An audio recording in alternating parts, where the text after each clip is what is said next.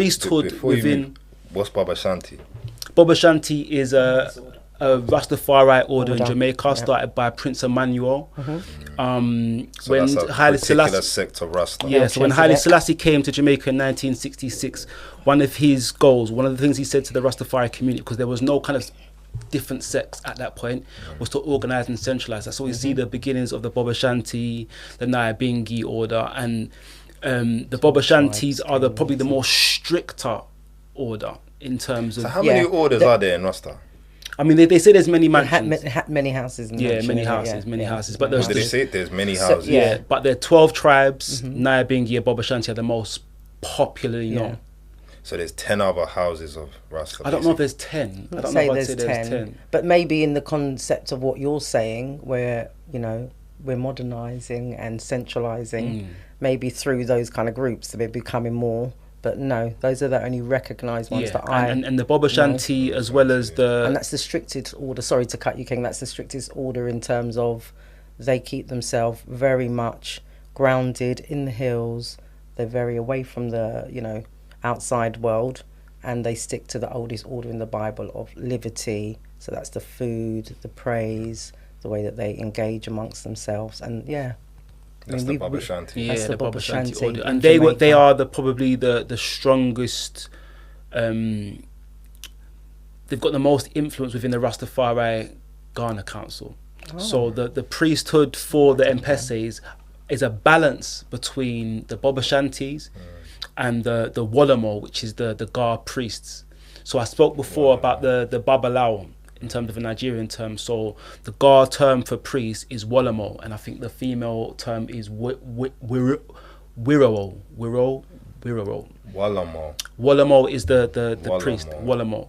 So there is a balance between the Wolamo and the Bobo Shanti in the Mpesi order. So when I was invited to go to Ghana, when I got to Ghana, it was the Rastafari Council, so it was a pure Bobo man that was there to greet me, as well as some of the... But Jamaican born and bred? No, Ghanaian born and bred. So the Rastafari Council obviously incorporates all of the Rastafari traditions, and for the most part they're Rastafarian or Bobo leaning Rastafari, but there's a representation of all the houses, so the Nyabinghi and the 12 tribes, but the Bobo Shanti are the most popular. I think there's probably a larger number of Bobo Shanti in Ghana than there is for 12 tribes, and there are Nyabinghi.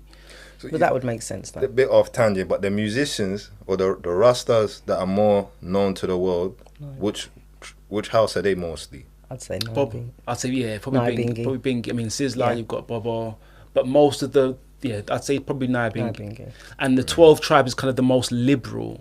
Yes. And that so came about Bob Marley later. was a 12 tribes man. Oh yeah, I remember you said this. Yes, Bob. So a Bob Marley type. Yeah, and that was started by what's Gad. the distinct difference, could you say, that between a 12 tribe? Because I hear you saying liberal, but so 12 tribes. It said that Gad started 12 tribes and incorporated the uptown Jamaicans. So at one point, the Rastafarian faith in Buzzwhack and Bacawal, which is a part of Kingston that had been forgotten about.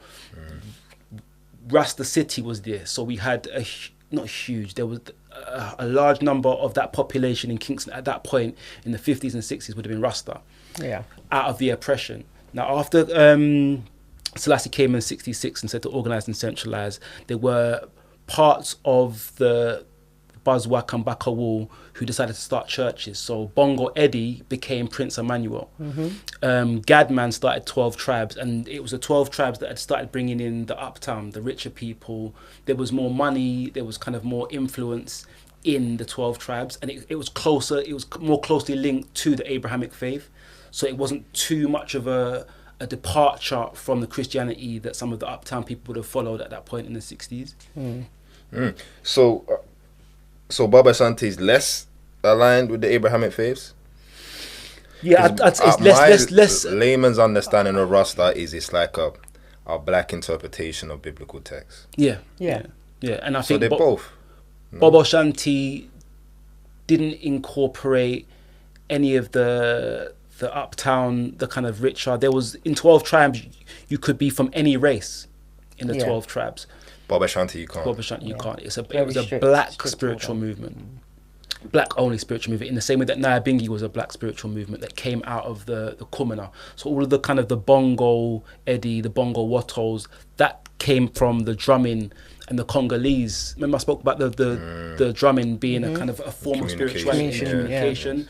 Bongo Eddie, and that's where we get the kind of the bongo name from. And bongo Eddie changed his name to Prince Emmanuel and started the Bobo Shanti faith, and it's the Bobo Shanti faith that kind of has the strongest influence in Ghana now. So